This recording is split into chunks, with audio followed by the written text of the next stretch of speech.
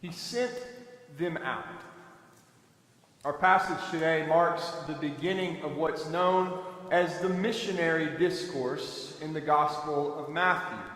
The Gospel of Matthew has 5 primary speeches or discourses from Jesus as he is teaching about vital parts of his kingdom and ministry and call. And in our passage today, he sends his followers out. He sent them out, the text says, from the verb from which we get the word apostle. And so this is the moment when those followers and disciples become something more. Those disciples become apostles. This is the moment when they realize that this teaching of Jesus is not merely something to be admired, but something that they take on in their day-to-day lives. They are commissioned by Jesus to go, to leave, and to do. And you might say this is the section of the gospel where Jesus tells the disciples and all of us how to be a missionary. Many years ago, a missionary society wrote to David Livingstone, a 19th century Scottish Presbyterian pioneer medical missionary who was working in Central Africa, and they asked, "Have you found a good road to where you are? If so, then we want to send others to join you."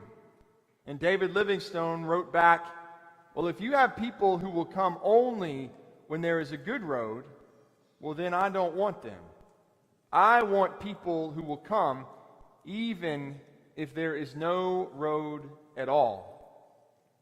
Well, the road was uncertain for these that Jesus sends out. You'll notice that this call to them is at first a singular charge, one word, really, go. Before the instructions to cure and cleanse, to cast out, to call out, to preach and teach, the very first word to them is go. He sends them out. If you'll permit my sentimental mood, I told you last week that Thursday marked Jenny and my 15th wedding anniversary, which means it was about 15 years ago that we left our childhood homes. We packed the things that we loved. We left the things we felt we'd outgrown. We hugged our parents and our siblings, and then we set out. We were bound for Winston-Salem and Wake Forest University Divinity School, and then who knew where. And we drove this 17-foot U-Haul thrifty mover, filled up with our clothes, our furniture, the new mattress that we had bought responsibly with our wedding cash, the box that my mom had packed full of Christmas ornaments and a few old Little League jerseys that my son now wears to sleep in. And it struck me as we went, everything we own is behind me right now in this U-Haul thrifty mover. And as though Mother Nature wanted to accent my sentimental mood somewhere out beyond the interstate as we drove, the sun began to rise. Of course, most of our setting out occurs without those kinds of dramatic light cues. And most of it is not so thick with romance. It often finds us in a vulnerable state.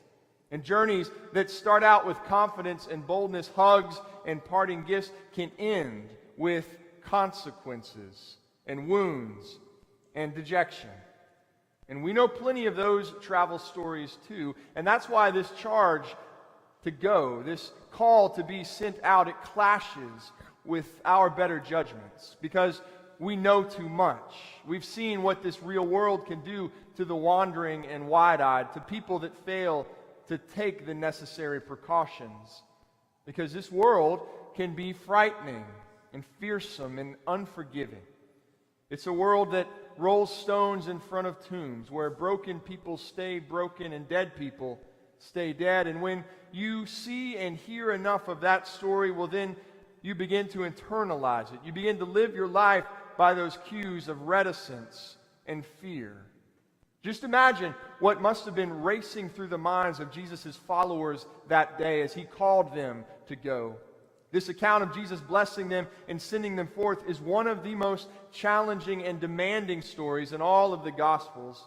For up to this point, things had been going just fine for this curious, recently compelled group of followers. They had witnessed some amazing and reassuring things. Just before this story, they've seen a demoniac freed from his demons, And earlier, they saw a man with leprosy made clean with a touch from Jesus. Sick people have been cured, and dead people have been raised. Nothing seems too much for Jesus, and they get to see it all up close, this kind of reclined version of the gospel where they are able to sit back and cheer, swapping the stories of all of Jesus' exploits, past and present. But then Jesus comes around one day with this abrupt announcement and a new look in his eye, and he sends them out. Go, he tells them, go out from this place with the good news that you've seen so much evidence of. Don't keep it to yourselves. Don't lay back in that lazy boy pasture. But how tempting it is for us to hear that call to go and instead be the people who pack up all the precautions and boxes that we could need for the journey. We take a staff to ward off the things that we'll encounter on the road. We take a suitcase because we don't trust that there will be enough for us as we go. We take plenty of coins in our purse so we can supply whatever we might need all on our own. But then he tells them even more. Not simply go, he tells them also to do the very things that they've seen him do. To cure the sick, to raise the dead, to cleanse the lepers, to cast out demons. Tasks that seem so far beyond their abilities, hard enough when a person is fully outfitted, and harder still with no sandals on your feet and no coins in your purse, because that's how he sends them out. In Matthew's account, the disciples are not simply asked to go and do, they are finally also asked to leave things behind, to travel light. There are no U-Hauls on this journey, Jesus seems to say to them. The Gospels of Mark and Luke make this call a little bit easier on them. Mark lets them keep their shoes, and Luke says, shed your possessions, but only for the time being. But in Matthew, the charge is unabashedly to leave. Take no copper in your purse. Take no bag to carry your provisions and precautions. Carry no staff to protect yourself from the mysterious things that you encounter on the road. Just think of what a journey like that would do to them. Just think of what that might do to a person traveling like that, vulnerable and barefoot, wandering from town to town, depending on the kindness of others for a cup of water or a corner in which to sleep. When you travel like that, when you leave things behind like that, well, you can never return home the same person again. It's so jarring, demanding, abrupt. But we might recall that the love of Christ that we proclaim has never been safe and secure. It's never been a call to settle down. It's always called us to set out, to move forward, to shed the things that we have accumulated that give us a false confidence in ourselves apart from God. It's love that says that just when we're enjoying the security and protection within the fence lines that we've constructed, the Good Shepherd turns to all of us, the 99 gathered there, and says, there's this part of me that just can't rest because I'm going out beyond this border to search for that one, to bring him home, to bring her home. And he does it again and again. It's a love that's experienced by those who approach a tomb early one morning carrying spices, arriving for a funeral, wanting to make sure the tomb was sealed, the body of Jesus contained, only to hear from that figure in white, he's not here. He's not encased here. He's not where you expect him to be. He's gone. He's gone out ahead of you, where he always is. It's always been a call to go, as it has always been a call to leave the settled, familiar terrain, to leave the trades that we've practiced and the nets we've thrown into the same waters all these years, leaving the stories we've rehearsed and internalized of this world that limits our imaginations, where our best hopes die and stay dead, leaving that to go and become more than we knew we could be on our own. In fact, that is the incarnation, the story of Jesus itself. It's a story of traveling. Because maybe you've heard the Word became flesh and dwelt among us. And when given the chance, the love of Christ did not consider equality with God as something to be grasped, but Jesus emptied himself. He left that safety, and he traveled to us so that we might know fully the love of God and learn to take it on in our lives. And so to follow in this way of Christ is to learn these motions that he calls forth in the disciples, which turn out to be the very motions of Jesus Christ himself. Go and do and leave. And I wonder what could have compelled them to do it, to go from that place following in this way of Jesus with as much vulnerability and fear as it required. Paul Tournier was a world-famous physician, a Christian, and a pastoral counselor in the 20th century.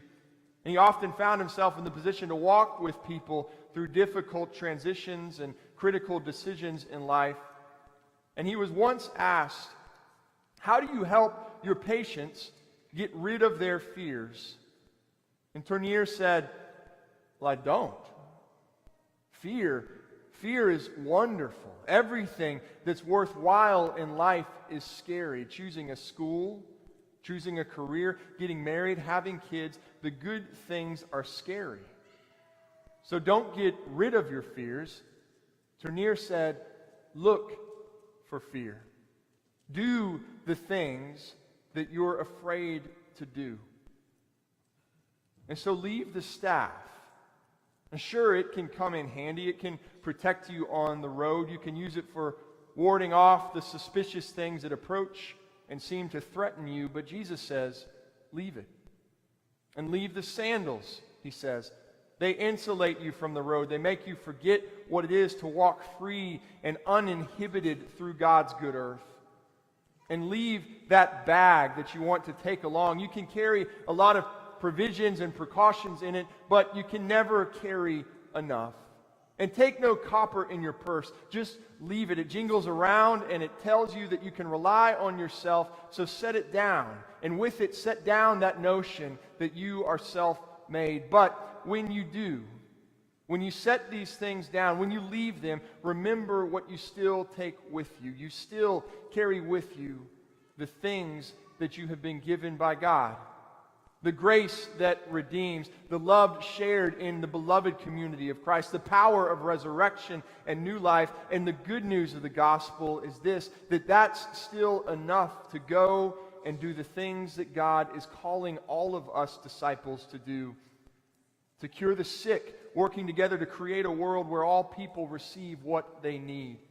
To raise the dead, finding those people who are asleep in their tombs, really dying, and telling them what it is to be alive in Jesus Christ. To go and cleanse the lepers, finding those cast out and being a part of their restoration to community. And to go and cast out demons, refusing to accept the systems of this world as it is, and proclaiming the power of God to bring about something new. He sent them out. He sends us out to do just those things that we have seen him do. Because in the end, these words on how to be a missionary in these chapters in Matthew are really words on how to live a life of faith. You go and you do and you leave. You travel freely and with vulnerability. You risk something big for something good, and you trust the one who sends you out.